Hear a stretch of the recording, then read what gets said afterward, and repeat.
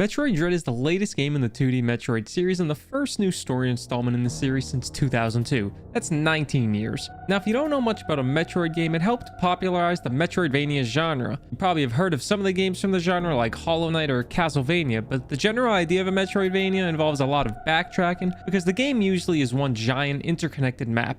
And when receiving new items, you gain access to new areas. And with the complexity of a Metroidvania, I had a big desire to learn how to speedrun one. And with Metroid Dread's recent release, I found the perfect opportunity to learn. Now, I don't have the greatest history with speedrunning, but I do have a small history of Metroidvanias. I've played a variant of all 2D Metroids, including 100% in Metroid Dread when it first released. I've also played a good amount of Hollow Knight, so I felt it won't be too daunting to learn how to run Metroid Dread. Now, if you don't know much about speedrunning, every game has different categories you can pick from to do your run, with any percent being the most popular of most games. In any percent, you just beat the main story of a game as fast as you can. And Dread is a new game, but it does have a few categories with any percent, 100%, 0%, and all bosses. I'm sure you can guess what the requirements are for submitting a run to their respective categories. On top of those 4 categories, the any percent category and 100% category do have 2 subcategories within them, which are unrestricted and no major glitches. Yeah, even as a new game, Metroid Dread has its fair share of glitches already discovered, some of which totally break the game. Glitches like teleporting through the floor or allowing Samus to be invincible in certain areas. These are allowed in an unrestricted run. I honestly don't have much of an interest in a glitch like that. I felt it wouldn't be fun to learn and it wouldn't be fun to watch on stream. Yeah, I stream this on Twitch because I love streaming. So I stuck with no major glitches in the any percent category, which includes small skips like water bomb jumping and pseudo waves, which will be explained a little bit later. We now know the category we're running, it's time to learn the route. I will say the guide I'm watching is a little outdated with how fast the game is evolving, but I watched a run from a Twitch streamer named OATS'S, beating the game in 1 hour and 29 minutes. Oats is a fantastic streamer with a lot of great Metroid content, by the way. Their Twitch will be in the description. All right, we have a category, we have a guide, and now we need a goal. Of course, I'll need to learn the game, and it will take some time, but once we learn the game, how good could I get? In my mind, a good time would be in the 1 hour and 30 minute marks, or maybe even the 140s. Most top runners are on the 120s or low 130s, so if I can get even remotely close to that, I'll be pretty proud. The first official run happened Friday, October 28th after about 30 hours of practice and memorizing the route on and off stream. Now I know what you're thinking, 30 hours? What the hell happened? Well, the first pseudo waves, which are the first 2 skips in the game, took me a few hours to learn, and there was one skip that involved bomb jumping that took me 10 hours to get on the first try, so I took a good amount of time getting a few skips here and there. But the run starts with us running through the starting zone, Crateria, like normal. Then we get to this little ledge right over here, where in a casual playthrough you just slide right under and shoot the heart wall. But with the first glitch, the pseudo wave, we can skip the whole area and even skip one of the major bosses in the game, the first Emmy. Now, what's a pseudo wave? Well, we run up to the wall at a certain angle and shoot the heart 3 times through the wall. And after the 3rd hit, you charge up to a new angle so you don't die, because this skip could kill you if you try to hit it the 4th time. It looks like this. We haven't done this skip in a while. Am I still able to do it?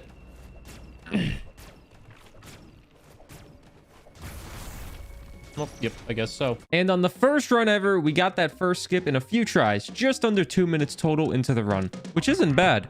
I will say, when practicing, I did reset the game a good amount to see if I had memorized the route without the help of a guide, so I did do these skips a few times, but haven't mastered any at this point. And that's really the great thing about this run. It's the most annoying skips in the game, the ones that cause the most resets, are the first 2 we encounter, and we get them in the first few minutes. It's nice because if you can get past them, you most likely will have a good run, which leads us to the second skip, another pseudo wave.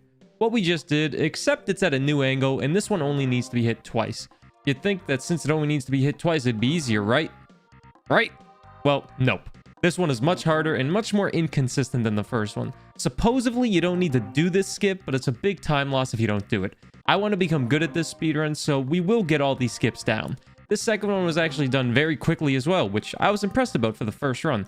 Under 3 minutes into the run total, and the first 2 skips down. The first split on the run, which just so happens to be the first item we grab, is close by now, and that's the charge beam. Now, I'll be honest, most of this run is just remembering where to go and which doors to go through as we're collecting the items and fighting bosses, like most speedruns. We didn't get lost once on our way to the charge beam, which was nice. We got our first split right around the 6-minute mark, and then the next split was acquiring the Phantom Cloak from Corpius, who is the first boss we fight. They also just so happen to be the worst boss fight because Corpius uses invisibility and we have a lack of missiles and health. We do end up grabbing one energy tank for more health right before the Corpius fight. We beat Corpius in our first try, which allows us to go through these doors that automatically close if they sense movement, since we have the Phantom Cloak now, which eventually leads us to kill our first enemy in the game and get us the Spider Magnet. If you don't know, every enemy we fight in this run will give us a new power, but before we can fight an enemy, we need to destroy its central unit, which is just a floating brain. Oh yeah, those pseudo waves we did in the beginning, that allows us to avoid the tutorial enemy so we can go straight to blasting. Now that we have the Spider Magnet, the next split is one that worries me a bit. It's the Diron split. We don't pick up any items other than an extra energy tank, but the scary thing about it for me was just how long the split was. Like I said, the whole run is just kind of remembering where to go, but because this is one of the longer splits without picking up any major items or fighting bosses, my memory was being put to the test. We traveled to Crateria for the first time, and as you know, a new area means a new Emmy. Something I learned the more I ran the game is how annoying this Emmy was. And by that, I mean where it spawns. It always has a tendency to spawn right where I need to go, causing me to die or have to lose time by parrying them. And our first run was no exception, really. We got through Crateria and on to Diron with just over 24 minutes on the clock, but the Emmy caused a game over once and I had to parry them twice. Those small mistakes and overall better movement means there's a lot of time to save here. Now, we're entering Diron for the first time, but it's only a quick visit to grab the wide beam. The wide beam allows us to open a door back to Crateria that leads us towards the central unit so we can take down that annoying Emmy. The central unit fights are usually an easy fight and get easier as we go, and this Emmy also is an easy kill. Don't tell anyone this, but the first one I did, I somehow missed the shot and I did die. But only about 30 seconds lost. This Emmy gives us the very vital Morph Ball, and with the Morph Ball upgrade, we can now travel to a new Crateria area that allows us to easily teleport back to Artaria. And in Artaria, with the Morph Ball, we go to a new area that eventually leads us to the Varia suit after a small escape sequence. Now, the Varia suit will allow us to survive in extreme heat, which makes us want to go back to Crateria for the next major boss fight. After literally running through some enemies just to avoid them, we find our way to Big Sexy Kraid. Listen, every Metroid game where you get to fight Kraids, so the original or Zero missing, Super Metroid, and now this, the Kraid fight is always such a fun fight, and this game is no different. Now, of course, this is a speedrun, so we speed through Murder and Kraid, sorry man, and grab the next item, the Diffusion Beam. This allows us to easily shoot through wall hearts with a charge shot. After Diffusion Beam's acquired, Grapple Beam is the next item we grab back in Artaria. Before we can get there, we have to travel back to Diron quickly and perform a small sequence break. If you don't know what a sequence break is, it's skipping or obtaining items early in a game out of the linear order that it was intended. Like the first two skips we did at the start of the run, those were technically sequence breaks. And glitches. It's very common in Metroid, and this is a very simple one. You slide, jump up to this ledge, roll over to another ledge, slide under again, in midair jump and grab onto the wall. And that will take us to a teleporter back to Artaria, leading us right to the Grapple Beam. And now that we have the Grapple Beam, the next couple splits are some major items in the game. The next one are the Morph Ball Bombs. And you keep up with all this teleporting because there is a lot of it. We get the bombs first since they're in Diron and 100% are needed. It's very easy. We simply retrace our steps back to the sequence break we just did, and then travel the route less traveled. Like most of the run, it's just remembering where to go, which was pretty easy with the bombs. I remembered it all and grabbed them around the 46-minute mark, and then used them to instantly retrace our steps a bit and head towards Brinstar for the first time to grab the flash shift. I got lost for a minute, but was able to quickly get back on track and grab 2 missiles before finding the correct path towards Brinstar. Now, once we're in Brinstar, we travel through it flawlessly and get the flash shift. That's also really the only major item we need in Brinstar at the moment, and the speed boost is the next item on our list, which again is back in Diron. But instead of going the exact way we came, we grab an energy pack for some extra health and then travel to the right side, which has us perform our first water bomb jump of the run. Now, this jump is totally optional and could save you maybe 10 to 15 seconds. When I was practicing, I was never able to get this skip because I did not realize that the bomb jump in the water was actually a glitch. But here's a quick rundown of how it works. You put a bomb in Morph Ball phase and let it shoot you up in the air a little bit. But before you land on the ground, you exit the Morph Ball, and that will somehow store the momentum from the bomb jump. With the momentum stored, you jump up, place another bomb, land quickly enough to jump again, and in midair, you Morph Ball right where the other bomb is, and it will give you just enough momentum to grab onto the ledge. This skip is performed a few times in this run, so it's good to learn it early and get consistent with it. And since this is my first run, I had never really gotten this skip before.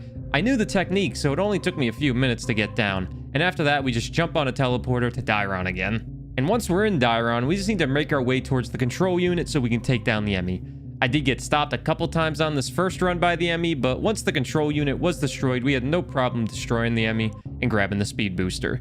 And the speed booster is a fun upgrade because with it, A, we can go zoom zoom, and B, it introduces a technique to the run that is a staple in the Metroid franchise, and that's shine sparking. To shine spark, you start running with the speed boost, and once you get to max speed, you hold down on the left stick to store the speed boost. And then you hit B and hold any direction on the joystick to shine spark in that direction. You can also shine spark in midair, but that's a lot harder and something I am somehow not really good at. But now that we have the speed booster, we can shine spark and speed our way towards a teleporter that will take us to Crateria for a quick boss fight. Oh, we also picked up another energy tank and 10 more missiles because they're right there. We might as well pick them up. But once we're in Crateria, we have a quick boss fight against that Chozo. In this speedrun, the quickest way to kill this boss is to shine spark it twice because the shine spark deals a lot of damage. The only problem is that the window of opportunity to store the shine spark is small and it's on the lowest level of the fight. I usually have to get the boss on the medium or top platforms just so I can cleanly get my speed boost off to store it. I did die once on this bird fight, but it's the first run, so it's a time save for the next time. And after this quick boss, we have the actual longest split, and that's getting to the plasma beam. Why is it the longest? Get ready, a lot of stuff's about to go down. As always, there's a lot of teleporting. We travel back to Dairon and then we backtrack to Brinstar. I got lost for a few minutes, but that's not part of a normal run, of course. Now in Brinstar, we're going to travel to a teleporter to take us to Gavaran for the first time. There's a lot of fun small tricks here to help optimize movement, but for the first run, we keep it simple. Right before the teleporter, we have a third pseudo wave of the run. There are multiple methods to get this pseudo wave done, but the end goals are all the same, and that's to shoot the heart wall, and this wall only needs to be hit twice. My method was just running at the wall, sliding in an angle in the shot to hit it, and for the first official run, I got the skip in about 4 minutes, which wasn't bad. We grapple up and find the teleporter to Gavaran right there, and even after this quick little movement, we're still not close to the plasma beam. But once we're in Gavaran, we instantly fight another bird Chozo. Sadly, we can only get one shine spark off against this boss, and I messed it up a lot. After about 8 minutes of dying, I finally got my one shine spark off that does about half of its health. Maybe a bit more, and we kill the boss easily. Well, I died 8 times, so clearly not that easy. But we travel through Gavaran for about 2 more minutes, and then finally get the super missiles. You thought it was the plasma beam. Nope, we're not there yet, but the super missiles allow us to shoot down these green doors, and with that, we're able to travel to Elon for the first time. And after a bit of running around in Elon, we're able to grab the plasma beam. We quickly fight another Chozo boss right after. All we have to do is mash the fire button. Easy peasy, because the plasma beam does so much damage, and it's an easy kill. Then we travel back to Gavaran, and yeah, that's it in Elon. We never go back there. And once we're in Gavaran again, we head towards the next Emmy so we can grab the ice missiles. We do a quick water bomb jump and find the control unit. At this point in the run, these brains are very easy to kill. For this brain fight, we store a speed booster by running in from the previous room and clicking down right before the wall, and then shine spark the brain, and then just spam it with the plasma beam. This easily kills the unit, and the Emmy is easy to take down. Enemies are becoming easier and easier to kill with all these upgrades, but now with the ice missiles, we can shoot down these fire barriers, and once they're destroyed, a path opens up so we can travel from Gavaran back to Crateria to grab the space jump. And remember when I said I practiced for about 30 hours? Yeah, 7 to 10 hours was trying to get this next skip. Some people say the skip is the hardest in the game, and I will say I can agree. I could not get the skip consistently, but luckily there is another way to get space jump, and that's with a pseudo wave. But we'll get to that later. For now, let's quickly talk about this skip. So, there are 3 breakable blocks here, and all of them break by a morph ball bomb, and they respawn back after about 7 seconds, give or take. So you need to break all 3 blocks in a certain time frame and then still be above the first block as it respawns. Here's me doing it for the first time after 3 different days in 8 hours, 10 hours, it's too many hours of trying.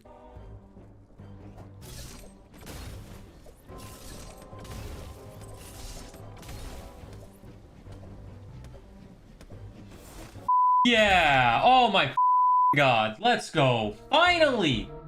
Holy don't I just sound so happy? Anyways, back to the run. We get the skip moderately fast for our first run, about 10 minutes or so, but the first 6 minutes was me troubleshooting my controller because my Pro controller somehow desynced with the game, and I had to save the game and restart my whole console, but it's the first run. I knew it would be a major time save for the future. And after acquiring the space jump, we can now jump continuously, even in the water, and with that, we want to head back to Crateria so we can grab the screw attack. First, we use a teleporter from Ferrania to get the Lair on. I somehow managed to get lost for 20 minutes because I forgot the correct path, and I eventually pulled out the guide for a quick refresher. But once we get to our Crateria, we then run through some cold rooms. This is why we were grabbing the occasional energy tanks. And after the cold rooms, we find ourselves in another minor glitch. I'm pretty sure this is technically a glitch. But here's what we do. We first need to do a water bomb jump up to this ledge. Then we continuously jump to the right side until we ever so slightly dip into the water at the end. We then jump back left and back right, and it's very hard to explain, but just watching it, you can see. Yeah, that. Once we do that, we only need to do one more water bomb jump, and the screw attack is ours. And it's absolutely insane. You'll see why very soon. Remember that minor glitch we just did before the screw attack? We need to get back and do that jump again, because that's the way out of here. As we're doing the glitch again and getting out of this area, the next item we're grabbing is the gravity suit. To get there, we're going to spend a few minutes on teleporters. We first go from our Crateria to Kataris, and once we're in Kataris, we take a teleporter to Gavaran. And then finally from Gavaran, we teleport to Barania. And in Barania, we do a high-tech series of shine sparks right here, grab those missiles, destroy a few heart walls, grapple that giant item that destroys the planet in the process, and gain access to the gravity suit, which allows us to run at normal speed in the water. And with the gravity suit in hand, we want to backtrack back to the teleporter to Gavaran so we can get the cross bombs next. But first, we have another Chozo bird fight, and this is where we see the power of the screw attack. Just screw attack them like 8 times and they die. Easy. Now, once in Gavaran, we take a simple path to find the boss Galzuno, who has 4 phases. First phase, we just shoot them a little bit. Second phase, we run and store a speed boost and jump right over them and hit them behind with a shine spark. I find myself messing this one up occasionally, but if I mess it up, we could just screw attack it twice. Third phase is the hardest one and did kill me quite a few times on this run. I just didn't really have the right movement for it, but you start the phase by storing another speed boost and shine sparking it as it's going to attack you. The rest of its health will be taken away by missiles. In the fourth and final phase, you can just kill with the screw attack. Dang, that screw attack is really strong. See, that was easy. We get cross bombs, and now it's time to make a quick stop at Hanyu-Bia for the first time. It's only a quick stop because we need to travel to Ferrania to grab 2 more items before getting towards the end of the game. First item we're grabbing is the storm missiles.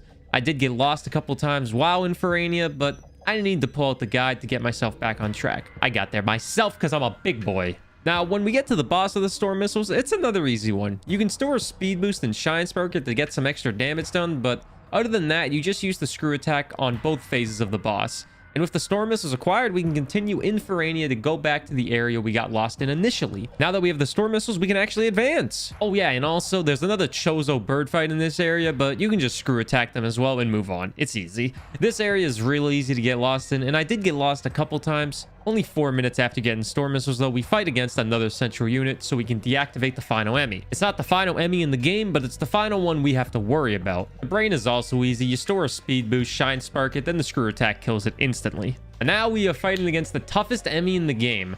In a casual playthrough, you can take as much time as you want, and most likely we'll go all the way around this area to get a clean kill on the Emmy. But on a speedrun, you can get clean shots on the Emmy on the bottom platform. You clear out all the debris in the way while they're chasing you and just shoot and run, shoot and run. You have about 4 areas you can go to for a faster kill, and that's how I practice it, really. If I didn't get the Emmy in those first 4 areas, I just restarted that whole area. I did die once on this run, and on the second attempt, got it in the last area. With the Emmy down, we acquire the wave beam, which is the key for the end of the game. So did you know why those first few glitches were called pseudo waves? They're fake wave beams because the wave beam can shoot through walls. Fun little fact. Now we're traveling back to Hanyu-Bia with the wave beam in hand. It opens up this door which will lead us to the final Emmy that has power bombs. Sadly, they're already kind of destroyed. But we can still fight this red Chozo warrior. We just mash very fast and easily kill the Chozo. With the warrior down, we gain the final item of the run, the power bombs. We use 3 power bombs total to gain access to the last fight before the final boss fight. This is a gold Chozo warrior, and it's dealt with the same as before. Mash, mash, mash, and we destroy them. And now we travel to the final area, Iterash, where the final boss Ravenbeak is. Ravenbeak has 3 phases. In the first phase, I mostly mash and do damage with the wave beam, and the occasional morph bomb, since morph bombs do a lot of damage. There is a lot of strategy involved for which weapons to use during phase 1, and when to use them, but I went to this with the strategy in mind of just blasting. The most common strategy for a clean and healthy phase 1 fight is to shoot 9 missiles at Ravenbeak when the fight starts. Then once he offers a parry, you just mash, After the first parry, the color around Ravenbeak should still be red. You then shoot one missile and wait for the second parry, which will then lead us to the second phase. You want to avoid the gold phase because Ravenbeak is invincible during it, other than for the parries. And of course, the first run I didn't get in the first two parries, but it'll be a time save for the future. Second phase is just dodging attacks and spamming missiles. This phase was definitely the biggest struggle for me all around, as I didn't know any techniques or fun tricks. But about 50 missiles or so should bring you into phase 3. And phase 3, I just mash and parry as much as possible while dodging all of Ravenbeak's attacks. No big tricks that I know of. We just succeed in phase 3 after a little bit and Ravenbeak's defeated. And then after finally killing the X-infested Ravenbeak, who kind of looks like Kraid, we have an ever-present escape sequence. There isn't much technique to the escape sequence other than a couple spots to speed boost. And there it is, my first speedrun after 30 hours of practice. It ends with a time of 2 hours, 49 minutes, and 53 seconds. Not a horrible run, but we have a lot of time to save overall and new techniques to learn. And one day later, we're back at it with the second run. There are a lot of areas for me to save time, but the run didn't start off too hot. We're already down about 30 seconds compared to the day before at Spider Magnet. I didn't let that concern me. It was still very early in the run. And going through Crateria, we had a couple of deaths to the Emmy, and even after going through Dairon to get the wide beam, we were still only down 30 seconds. General movement was already improving, and at the Morph Ball, the run really turns around. Once the Emmy's deactivated, we end up being a solid 9 seconds ahead of the last run. Sadly, it didn't last too long. We got the Varia suit pretty easily and ended up being ahead by 17 seconds, but our fight against Kraid took a while, so we ended up back in the red at the diffusion beam. But then we ended up being almost a minute ahead at the grapple beam because I was able to execute the sequence break without dying, compared to the first run where I died twice. That's the first big time save on run number 2, which we proceeded to lose instantly because I got lost going for the morph bombs and getting killed by another Emmy. But after that, grabbing the flash shift was pretty normal. No deaths, subpar movement, and got ahead by 1 second. Yeah, 1 second. Speed booster on the other hand, I took one wrong turn to see our good Emmy friend again, died because of it, and even with that death, I still ended up being a minute ahead compared to the first run. The beautiness of early speedruns, am I right? And next, we have a bird fight. Despite dying once, we still end up 2 minutes ahead because we were able to easily kill them on the second attempt, compared to the 4 attempts on the first time around. And with the plasma beam split up next, I'm going to divide it into 3 major categories: the pseudo wave, the Gavra and Chozo fight, and then the super missiles. We're up 2 minutes at this point in the split, and it has potential for a lot more to save because in our first run, we died to the Chozo a handful of times. And the good news is, that Chozo fight, we beat them the first time this time around. But the bad news is, the pseudo wave took me 15 minutes to get. And after that 15 minutes, we were only up about 40 seconds compared to the previous run. But this area is just filled with time to save, so I know I shouldn't be too hard on myself. Still saving time on the second run. But then we died twice to the Ice Emmy, and next thing you know, we're down time again. And the run is getting close to an end, and we're still down a bit of time compared to the first run, but there's still a massive amount of time to save. Up next is the space jump skip, which we get very fast to put us ahead by 7 minutes compared to the previous run. And then next we have the screw attack, and on our way there, we got lost for a few minutes, but it wasn't lost for 20 minutes like the last time. So once we acquire the screw attack, we're up 24 minutes. You know where this is going, right? Next, we grab the gravity suit, 22 minutes ahead, and then we die in the process of getting the cross bombs, but since we died a lot the last run, when we get to Hanyubia, we're 25 minutes ahead, and then we die twice in the next Emmy and get lost for a little bit, but grab the storm missiles and we're still 25 minutes ahead. We get killed by the Emmy one more time while trying to grab the wave beam, but once it's acquired, we're still a solid 25.5 minutes ahead of the last run's pace, which is pretty good. The final 2 Chozo warriors before Ravenbeak also were not a problem. And then I forget to split after killing Ravenbeak, but we were a solid 25 minutes ahead again. And all that's left is the escape sequence, which is a walk in the park, or I guess a run. Regardless, the official second run is done with a time of 2 hours, 24 minutes, and 19 seconds. I'm not going to go super deep into details of every run because every single run has a lot of small improvements like overall map awareness, remembering the route, the same skips being mastered, and most importantly, my general movement is improving. Now, even with me saying all of that, the third run that we did wasn't even a PB. I was 3 minutes ahead at one point, and even after some small hiccups against the Chozo, we were up 2 minutes. But the third pseudo wave on our way to the plasma beam, I lost so much time because I could not get the skip. I was 30 minutes behind my last PB because of it. Now, after the pseudo wave, the rest of the run went smoothly, but it never really recovered. And it stung a little bit being a few minutes ahead, but I knew what I needed to do. Practice. So I practiced that pseudo wave skip for a few hours, and after practicing, we jump right into another run. The entire run is going smoothly. Like I said, every run at this point, the movement is slowly improving and the route is being memorized, so more and more time saves are happening.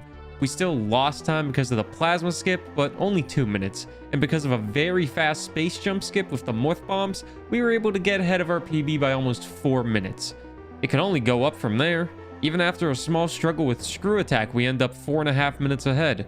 After no major flaws with getting the gravity suit, we end up being over 5 minutes ahead. Stay 5 minutes ahead up until the wave beam Emmy. And after some struggles with them, we were only up 1.5 minutes. And then after the last 2 Chosen fights, we were only 1 minute ahead of our PB. But then Ravenbeak happened. It was nowhere near a perfect fight, but still we beat Ravenbeak in 4 minutes, which got us 11 minutes ahead of our PB. And after the escape sequence, we ended the 5th official run with a time of 2 hours, 7 minutes, and 53 seconds. At this point, if we count all the practice, we've been speedrunning Metroid Dread for just over a week. I could keep going over every single run that we do, but in reality, all the runs have been pretty similar. They just sometimes go a little bit faster. Within the next 2 days, we brought the PB down to 1 hour and 53 minutes. And then the next day after that, I got a 5-minute PB to bring it down to 1 hour, 47 minutes and 51 seconds, with major time saves towards the end of the game. Days and days go by and I still play the game, and I even bested the 147 I just talked about. As of recording this video, I've gotten my PB down to 1 hour, 37 minutes, and 44 seconds, with my sum of best just being under 1 hour and 32 minutes. If you don't know what sum of best means, it's the fastest pace you've gone on each split, added together, and the result would be the theoretical best time you could get. If you look at it, there's so many things that go into learning a new speedrun and being able to actually improve. The most important thing is wanting to get better. Anyone can memorize a route for a game and then play it and call it a speedrun, but optimizing your route, learning from your mistakes, discovering faster ways to get through each area, mastering every skip, it takes a lot of effort. And over the course of just under a month of speedrunning Metroid, I noticed a vast amount of improvements and so many changes from the first run compared to what I do today. You remember that skip that took me 10 hours before the spacesuit?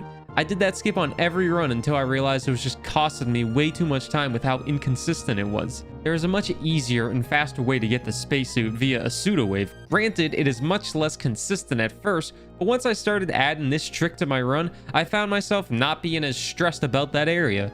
There are so many small tricks that save so much time that you learn by just constantly playing. Another great example would be during the second phase of the Ravenbeak fight. I always struggled with a good strategy for when he would shoot his SMG-like gun at you. I'd always jump around them and shoot a missile or two. Eventually, I learned you can have him shoot right next to you by parrying in a certain direction, and then locking onto him with ZR and just shoot missiles for free. It's all the little things that make a big difference. As of recording this, I've done about 25 total complete runs in the Metroid Dread any percent no major glitches category, and I don't have my current PB on speedrun.com, but I have an old PB and it's sitting right around the top 100 of the category. I still have a lot to learn, but I'm very proud with how far I've come in what seems like a short amount of time. Granted, I did play the game for over 100 hours in the span of a month, but I'm excited to see how far I can go with this game. A casual gamer, or even a casual speedrunner, or anyone that can pick up this game, or any game for that matter, and learn to speedrun it, as long as you have fun in the process and won't even feel like a lot of work. Thanks for watching, and I'll see you next time. Oh, yeah, also, subscribe if you like the videos. I put a lot of work into these, and they're really fun to make, but they take a lot of time. But I hope you enjoyed it. See you next time.